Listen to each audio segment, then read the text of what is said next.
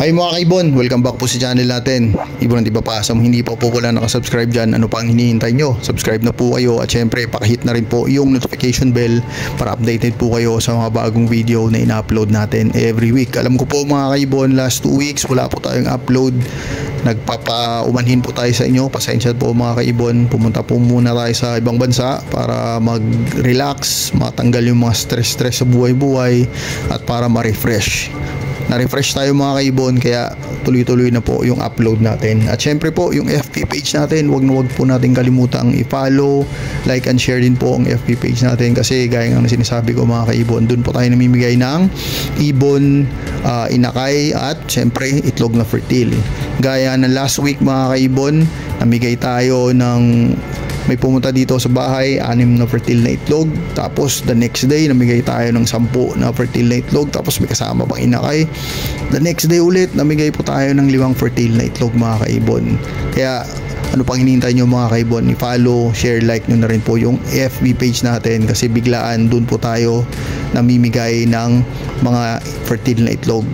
Bakit tayo maraming fertile na itlog mga kaibon? Dahil din po yan sa, syempre sa patuka natin. Kung ano po yung ginagamit natin na patuka sa breeding natin dito, yun din po yung binibenta natin sa shop natin sa Shopee. Kaya sa mga Shopee supporter natin na nakasubok na, maraming salamat. Sa hindi pa nakasubok, subukan nyo po mga kaibon. Okay?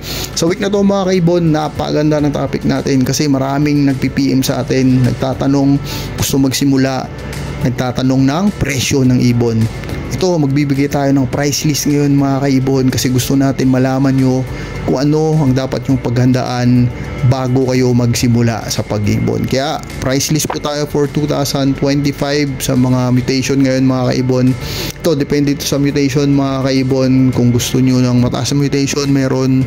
Kung gusto nyo ng medyo mababa, meron din mga kaibon. Okay? At by the way mga kaibon, bago pala tayo magsimula sa topic natin, syempre mag-shoutout tayo.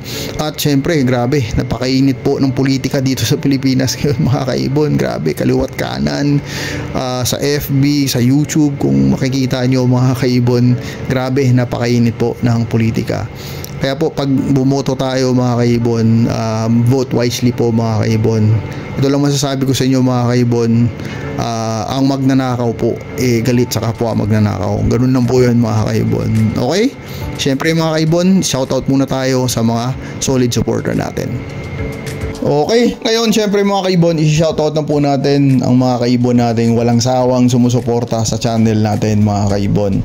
Syempre unang-una sa lahat, PPSM Birds Incorporated, kay kaibon Sir D. Lennon, Aldrin Martinez, Dan Catian, Antolin Avery, Silveron Magbanwa, Eli Sarmiento ng Pampanga, Angelo Villena ng Cabanatuan, kay kaibon Rolly Villegas, kay Dan Catian, kay kaibon Christopher Matuginas, shoutout din po kay kaibon Jose Caparoso, DL Mini Avery ng Makati, Jeng and Betty Lopez, FJ Birds, kay kaibon Elmer Sinidosa ng Binangonan Rizal, Jojo Aviary, Esperagera Family, kay Rowena Esperagera, kay kaibon JTJ Mini Avery ng Muntinlupa, Joel Estrada Manaog, mag-iibon ng Muntinlupa exclusive. Sa mga taga Muntinlupa dyan, mabuhay po kayo.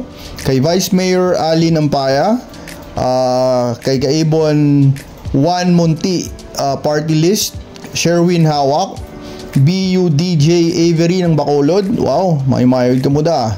Kay Jace Avery ng Sariaya, Donna and Paul, Frank Aguilar ng Binangonan Rizal, Joel Mariano at ang asawa niya at yung dalawa nilang anak, Padis Rems ng Nueva Ecija, ENC Mini Avery ng Gapan City, at kay kaibon Louie ng Taguig. Maraming salamat po sa suporta nyo mga kaibon. Okay, ngayon syempre mga kaibon, pag-uusapan na natin yung napagandang topic natin. Diretso na tayo sa price list para mabilis tayo matapos. Ibibigay na natin yung price list ng mga ibon ngayon sa market. Price list nito mga kaibon, syempre depende rin po sa breeder. Siya pa rin yung masusunod kung magkano yung presyo niya sa ibon niya mga kaibon. Okay, depende sa gender, sa edad, sa quality ng ibon mga kaibon. Okay, at yung mga picture na iba dito, syempre salamat sa mga may picture. Nangiram tayo ng picture sa FB. Salamat po sa inyo. Okay, ito na po mga kaibon. Una-una sa listahan natin is Lutino Opa. Ang Lutino Opa ngayon mga kaibon medyo bumaba, naglalaro sa 2,500 to 5K. Sabi ko nga, depende sa breeder, depende sa gender, depende sa quality ng ibon. Okay, susunod dito Crimino Opa, nasa 4,000 to 7,000 ang isa nito mga kaibon. Okay, Crimino Opa, napakagandang ibon. Suggest ko lang, pag nagsimula kayo, dito kayo magsimula sa dalawang to, Lutino Opa at Crimino Opa. Napakagandang panimula ng dalawang to mga kaibon. Susunod, syempre Par Blue Opa Dan. Ng Par Blue Opa Dan, actually bumaba siya, pero dito pa rin naglalaro yan mga kaibon, 10K to 15K. Diyan pa rin po yan naglalaro. May iba mas mababa, pero sa iba mataas din mga kaibon. Okay, Aqua Opa Dilute, napakagandang ibon mga kaibon. Naglalaro ang presyo nito sa 12K to 15K. Susunod sa Aqua Opa Dilute is Aqua Opa Faded o PSL na napakaganda. Naglalaro ang presyo nito sa 15 to 20K pa mga kaibon. Pagkak, mahal talaga to ang faded pagkak, kasi makakapagpabuga ka na ng faded kahit kak lang yung meron ka. Okay, susunod is Aqua Opa Ino, mapa B1, mapa B2 man to mga kaibon. Ang presyuhan nito ngayon naglalaro pa rin sa 20K to 25K. Medyo may presyo pa rin siya mga kaibon, kaya pwede pa i-breed mga kaibon.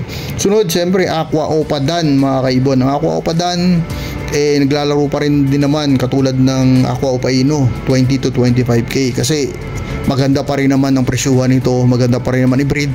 Mahirap pa rin naman makapagpalabas nito katulad ng Aqua Opa Ino, kasi masiselan ang mga ibon na to mga kaibon. Pag bibreed nito, hindi lang to ilalagay mo lang sa cage tapos magbibreed na sila, hindi, aalagaan po, masiselan to mga ibon na to mga kaibon. Okay, susunod is YF Opa, Yellow Face Opa, walang karga. Sabi ko nga, depende sa breeder, depende sa edad, depende sa quality ng ibon, pero naglalaro pa rin yung presyo ng Yellow Face Opa sa 35 to 40K mga kaibon. Okay, medyo okay pa. May nakita ako ibang mas mababa, may nakita akong ibang mas mataas, kasi depende rin sa breeder talaga mga kaibon. Susunod dito, ito yung gusto kong project parate, is Yellow Face Opa Ino. Bumaba ang presyo ng Yellow Face Ino, pero pwede pa, pumapatak na lang siya sa 80 to 120K mga kaibon. Ang iba hindi ko alam kung ano ang presyuhan nila, pero ito pa ang nakikita natin sa market, sa mga kaibigan natin, sa mga big time breeder, ito pa yung presyuhan nila mga kaibon, kaya pwede pa. Okay mga kaibon, susunod is Yellow Face Opa Dan, napakaganda. Katulad din ng YF Opa Ino, napakahirap din i-breed, maselan din sila mga kaibon, kaya ang presyo nila halos magkaparehas lang din. Actually magkaparehas talaga, naglalaro lang talaga sila sa 80 to 120K. Mataas pa mga kaibon ang presyo nito, kaya pwede pa po i-breed mga kaibon. Susunod dito mga kaibon is Yellow Face Opa Pallid. Grabe, napakaganda nito mga kaibon. May nakita akong ilan na napakapalabas na nito. Ito yung mga advanced project na ngayon nito mga kaibon sa 2025, at marami na ang may gusto nito ngayon mga kaibon. May mga breeder na nagsasalang nito at nakasalang na at nakapagpabuga na rin nito mga kaibon. Ang presyuhan pa nito ng YF Opa Pallid, ang mahal dito syempre yung kak, kasi isang YF Opa Pallid lang makapagpalabas ka na, o Opa Pallid makapagpalabas ka na, di ba? Naglalaro pa rin yung presyo nito mga kaibon sa 150 to 180K, kasi mahirap din ito buhayin, masailan din siya mga kaibon. Recessive kasi yung Yellow Face, kaya medyo matagal-tagal din yung proseso para makapagpalabas ng YF Opa Pallid na project mga kaibon. Okay, meron tayo ditong dalawang last na mga ibon, YF Opa Pallid Ino tsaka YF Opa Pallid Dan. Ito grabe, pang 2026 na to, mga advance na talaga to. At sana tayo may parisan na tayo niyan mga kaibon, pero syempre wala pa tayong pabuga, at wala pa rin tayong picture kasi wala pa tayong nakitang nakapagpalabas nito dito sa Pilipinas. Kung may alam kayo, may kilala kayo nakapagpalabas na ng YF Opa Pallid Ino o YF Opa Pallid Dan mga kaibon, paki-PM o paki-comment dyan mga kaibon, o kung may picture kayo paki-send sa FB page natin para ma-post natin mga kaibon. Napakagandang ibon siguro nito, grabe. At yung presyuhan nito mga kaibon, syempre mataas pa talaga mga kaibon. Maglalaro pa to sa 200 to 250k pa nakapagpalabas kayo ng ganitong mutation mga kaibon. Kasi napakahirap din ibuhayin siguro nito, sobra, kasi palid na, ino pa, daan pa, palid pa. Sa alam ko medyo mahirap-hirap buhayin yung mga mutation na to, pero susubukan natin to mga kaibon. Okay, ito lang po yung price list na nakalista sa atin ngayon mga kaibon. If may tanong po kayo about price list or about sa certain na ibon, PM lang kayo sa FB natin o comment kayo mga kaibon sa mga presyo na alam nyo sa comment section natin mga kaibon. Okay? Sana po nag-enjoy kayo sa munting topic natin ngayong week mga kaibon. God bless po sa lahat ng mag-ibon.